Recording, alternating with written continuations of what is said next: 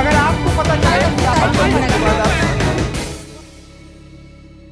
BJP का जो confidence है वो दूसरे ही लेवल पे है। आप उनसे बात करेंगे तो वो कहते हैं कि हमारा 24 सॉर्टेड है, हम 29 के बारे में सोच रहे हैं कि क्या करना है। मतलब वो उस लेवल की फॉरवर्ड थिंकिंग वहां पे चल रही है। और उन्होंने कई बार, इससे पहले कई बार वो बहुत तरह के एनालिसिस और थेरीज को धता भी बता चुके हैं, लेकिन फिर भी लोग कुछ चीजें आगे रखते हैं, जिसमें से एक पहली चीज है सैचुरेशन, कि जितनी बड़ी हो सकती थी बीजेपी उतनी बड़ी हो चुकी है, या अभी उतनी बड़ी है जितनी इस समय में हो सकती थी।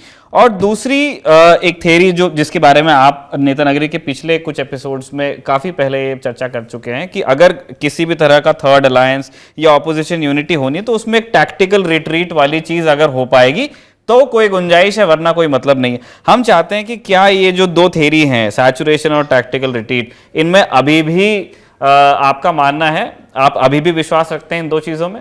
निखिल, देखिए, मैं दो चीजें नहीं करता हूं। एक, कोर्ट के केसेस में जजों के माइंड को प्रीजज करना, और दूसरा इस देश की जनता के माइंड को प्रीजज करना। ये खेल मैं नहीं करता। क्यों? क्योंकि ये दोनों का, एक का डर, एक का खौफ है, दूसरे का कोई भरोसा नहीं। तो क्या है कि हिंदुस्तान की जनता क्या करेगी और हिंदुस्तान की जनता का वोट पाने के लिए पॉलिटिकल पार्टी क्या करेंगी, और खासकर जो डायनेमिक पॉलिटिकल सिस्टम है बीजेपी जैसे, वो क्या करेंगे। यानी यही डिस्कशन जो आज हम कर रहे हैं, एक समय एग्जैक्टली 5 साल पहले था, तो उस समय पे बातचीत ये हो रही थी कि 180 सीटें अगर आ जाएंगी तो राजनाथ सिंह का चांस बन सकता है, ये बात चल रही थी। तो क्या है कि हम जब बातें ऐसी करते हैं, और नियति क्या करती है, नेता क्या करते हैं, ये दोनों मिलकर क्या करते हैं, इसलिए इस लंबे उसमें मैं थोड़ा सा खतरा मोल नहीं लूंगा। क्योंकि अगर आप कहते हैं कि बीजेपी 24 की तैयारी कर रही है, एग्रेसिव है, तो साहब वो 2025 की भी एग्रेसिव तैयारी कर रही है दिल्ली में। वो जो लोग जेल भेजे गए हैं ना, और जिस तरह से द्वंद्व चल रहा है दिल्ली पे, तो वो तैयारी उधर की है। बिहार में आपको नहीं लगता कि नीतीश कुमार 2025 की तैयारी कर रहे हैं? पॉलिटिकल पार्टीज दूर की सोचती हैं, और ये कांस्टेंट काम है। जो नहीं करते और सोचते हैं कि सोते हुए शेर के मुंह में हिरन घुस जाएगा अपने आप। परेशानी अब देखिए क्या है कि हम क्यों इस बार बात कर रहे हैं कि विपक्ष कहां है, एक लोकेशन ढूंढ रहे हैं कि आज वो कहां है, उनकी जीत की मुहिम, उनकी हार का तरीका, ये सब चीजें कहां हैं। तो हम इसलिए कर रहे हैं कि नीतीश कुमार दिल्ली में है। तो एक हमारे रिपोर्टर हुआ करते थे बिहार में, उनका एक पीटीसी था, कोई बहुत वो नहीं था, मगर ये नहीं था कि बिहार की स्थिति कुछ ऐसी है कि एक अनार 100 बीमार, और उसके बाद उनका नाम था। तो क्या है कि ये नीतीश जी के आने से शुरू हुई, और नीतीश जी के आने से क्या है, खूबसूरती है कि नीतीश जी जब पॉलिटिकल मीटिंग शुरू करते हैं ना, तो उसकी बराबरी में हेलेन ऑफ ट्रॉय से करता हूं। क्या है कि हेलेन ऑफ ट्रॉय का हुस्न के बारे में ऐसी किंवदंतियां हैं, कहते हैं कि it was a face that could launch 1000 ships. तो वैसे ही नीतीश कुमार जी का दिल्ली आना, उनकी पॉलिटिकल मीटिंग्स की डाइसेक्शन जो है, वो आदमी की एनाटॉमी के या पॉलिटिक्स की एनाटॉमी के नए नए स्वरूप प्रेजेंट कर देता है। अब देखिए, नीतीश कुमार जी जो दिल्ली में आए, तो वो किस परिप्रेक्ष्य में आए और कैसे समय में आए। देखिए, आज से 6 महीने पहले ये बड़ी खबर गर्म थी कि आरजेडी जो है, अब साहब वो कह चुकी है कि साहब हो गया समर्थन लेकर के मुख्यमंत्री बनना आपका। अब आप साहब, ऐसा है कि टाइम आ गया है कि तेजस्वी जो है वो 75 सीटों का मालिक है, बड़ी पार्टी है, और लालू जी की पॉलिटिक्स जो उसमें कॉन्टेक्स्ट में अब नीतीश जी को, तेजस्वी जी को आना है। तो वो प्रेशर था। लेकिन अभी देखिए कि उस टाइम पे बात शुरू हुई कि नीतीश जी दिल्ली आएंगे प्रधानमंत्री बनने के लिए, प्रधानमंत्री के दावेदार होंगे, विपक्ष के एकजुट नेता होंगे। कवायद नहीं हुई तब हुई, थोड़ी बहुत शुरू हुई एक, लेकिन वो फिर अब दिल्ली अब आए हैं। क्यों आए हैं? देखिए कि अभी पिछले कुछ दिनों में जिस तरह से ईडी और सीबीआई और ये सारे संगठन पीछे पड़े हैं लालू परिवार के, फिर से उससे एक बात क्लियर हो गई है कि लालू परिवार और आरजेडी में जो एक भावना है कि अकेले नहीं रहना, झुंड में रहना बेहतर है।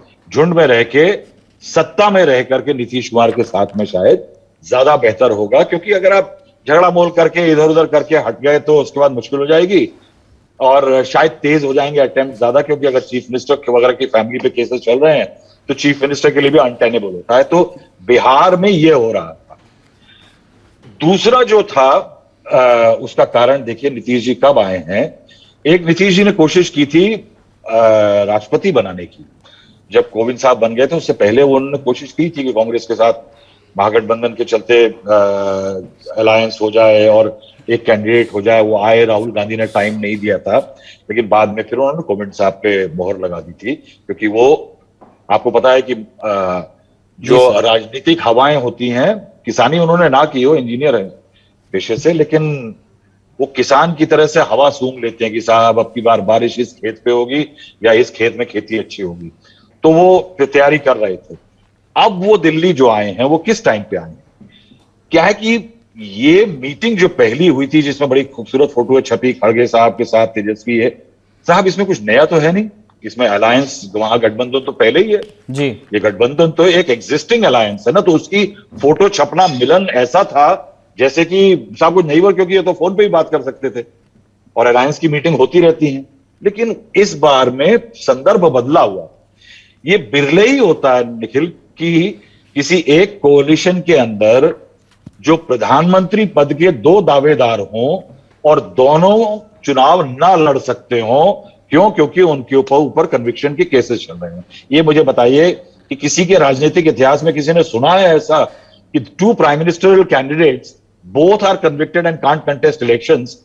तो जो पॉलिटिकल पार्टी इतनी मेहनत कर रही है कि 3,500 किलोमीटर पैदल चल रही है, जो पॉलिटिकल पार्टी बीजेपी को रोज अडानी मामले पे अड़ी हुई है, लिबरलाइजेशन लाने वाली आज एंटी कॉर्पोरेट दिख रही है, तमाम मेहनत कर रही है ना, राहुल गांधी के खिलाफ केसेस हो रहे हैं, उनकी सदस्यता जा रही है, ये सारा खेत सजा जो रही है कि ज्योना की थाली में भोजन परोसा। तो साहब अब प्रॉब्लम ये हो रही है कि कांग्रेस अग्रणी बनने के लिए, देखिए सोनिया गांधी जी लेख लिखती हैं कि विपक्ष को एक होना चाहिए, तमाम कोशिशें हो रही हैं कांग्रेस की तरफ से, लेकिन कांग्रेस बेशक ये चाह रही हो कि जो महागठबंधन है बिहार का, उसमें कांग्रेस एक मेन पिवट बन के उभरे, जबकि उस बड़ी पार्टी आरजेडी है, और उस पिवट को बन करके उसको एक्सपैंड किया जाए यूपीए में।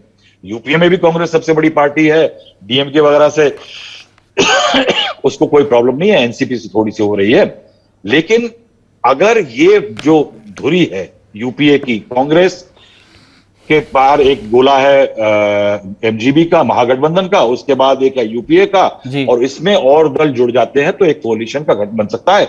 लेकिन उसके पास पीएम कैंडिडेट नहीं है, तो कन्वीनर बनाने की बात हो रही है नीतीश कुमार जी को। तो अब नीतीश कुमार जी की स्थिति देखिए कि 2 लोग जो बड़े नेता हैं, राहुल गांधी, लालू प्रसाद, वो रेस से बाहर है।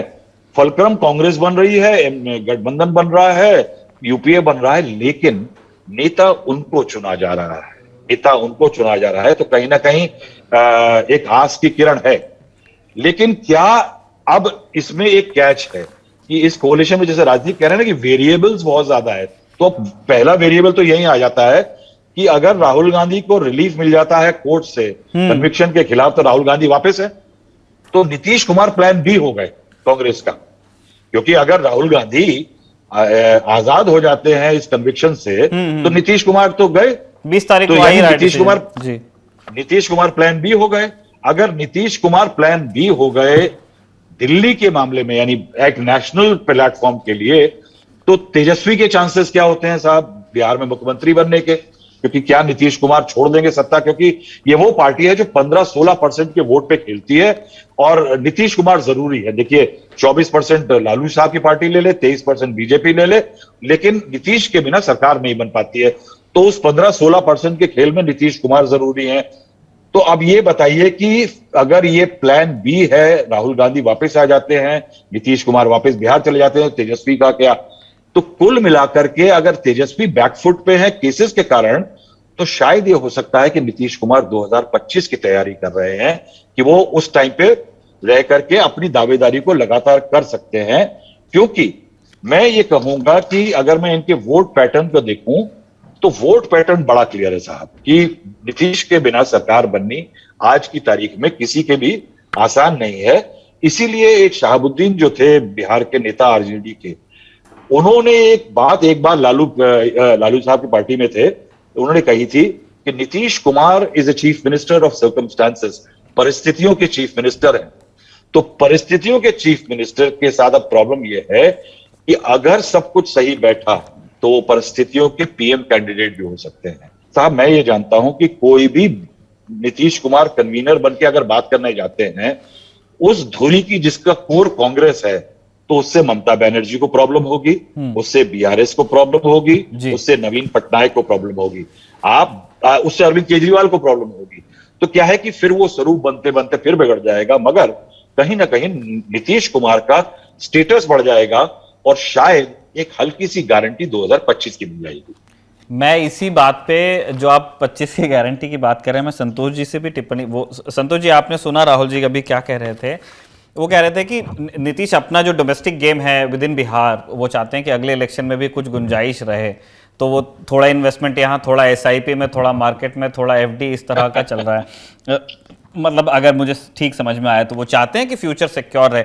आप भी यही देख रहे हैं? निश्चित रूप से नीतीश कुमार 24 ही में देख रहे हैं। राहुल जी ने बड़ा ही राजनीति का मनोविज्ञान बहुत बढ़िया से समझाया, बहुत अच्छा इंटरप्रेट करते हैं हमेशा की तरह। अब देखिए 25 के चुनाव की में इन्वेस्ट कितना कर रहे हैं, थोड़ा सा जो इनके अगेंस्ट में बात जाएगी, वो तो अब 4 टाइम के 4 बार रह चुके हैं, लंबा एंटी इनकम्बेंसी है, और वो नीतीश कुमार नहीं है। आप जिस तरह से उनकी भाषा में थोड़ी सी इनटेम्परेट हुई है, और एक जो प्रशासन का हनक होता है, वो जो कमी आई है। हम जो 5 से 15 तक का चीफ मिनिस्टर देख रहे थे, वो अभी मुझे नहीं दिखता है, वो नीतीश कुमार नहीं दिख रहा है कि एक पटरी पर चल रही है। प्लस उनका जो कोर कंस्टिट्यूएंसी है वो भी क्रैक हो रहा है, लवकुश क्रैक हो रहा है, एबीसी क्रैक हो रहा है, महादलित कंस्टिट्यूएंसी क्रैक हुई है। तो मैं वो नहीं मानता हूँ, एक कहीं ना कहीं वो सीमेंटिंग फैक्टर होकर के रह जाते हैं। लेकिन हाँ, एक चीज से मैं बहुत एग्री करता हूं कि कुछ इस अलायंस से कुछ हो न हो, नीतीश कुमार की बार्गेनिंग पावर बढ़ जाएगी। कल के डेट में परिस्थितियां, मान लीजिए एक कपोल कल्पित बात कि पॉलिटिकल वेंडेटा हो रहा है, कल को तेजस्वी अरेस्ट हो जाते हैं, क्या उस स्थिति के बाद भी इस अलायंस से स्टिक करके रहेंगे? तब क्या जेडीयू 24 के बियॉन्ड, अगर मान लीजिए 24 में नहीं आती है, फिर से बीजेपी आ जाती है, तो क्या as a political party JDU finish हो जाएगी? नहीं, वो 25 के बाद उसकी पॉलिटिकल लॉन्जिविटी क्या हो, हु नोज कि 25 में नीतीश कुमार एक और टर्म, अगर वो एनडीए के साथ जाएंगे एक अपनी बार्गेनिंग पावर बढ़ा करके, अगर एनडीए को लगता है कि ये एक टेस्टेड प्लेयर है, भले ही ये मुख्यमंत्री नहीं बने, केंद्र में ही इनको कुछ बना देंगे और बार्गेन में हमको बिहार में सत्ता मिल जाएगी, तो पॉलिटिक्स में ये बहुत फेयर डील है।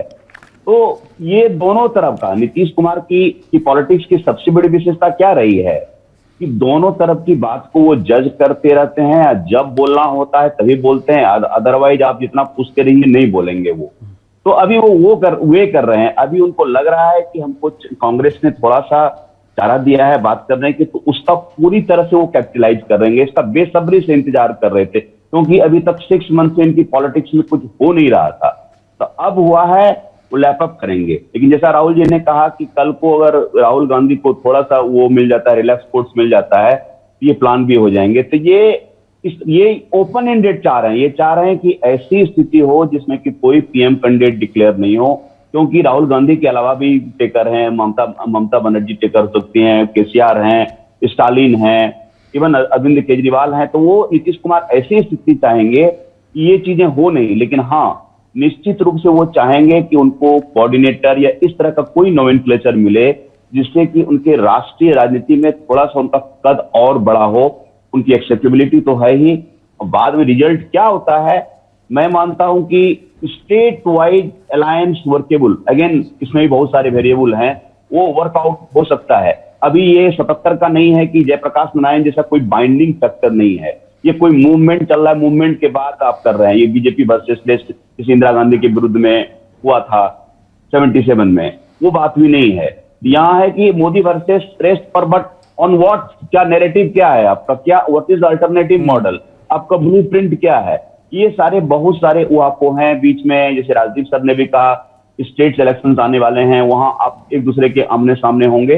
But as for Nitish, of course Nitish Kumar 24 ही सोच रहे हैं, 25 सोच रहे हैं। बहुत तक यहाँ तक बात चलती है कि बहुत बार बात आई, जेडीयू की तरफ से कैंप में आया कि क्या 24 और 25 का इलेक्शन एक साथ हो जाएगा, बिहार की विधानसभा का चुनाव। बल्कि एक तरह से कहिए कि एक दबी हुई, इस अलायंस बनने के पहले एक दबी हुई इच्छा थी, क्योंकि अगर एक साथ अलायंस हो जाता तब तो एक बड़े स्टेक होल्डर बने रहते, 25 के बियॉन्ड भी, तो एक और असेंबली इलेक्शन का उपाय हो जाता।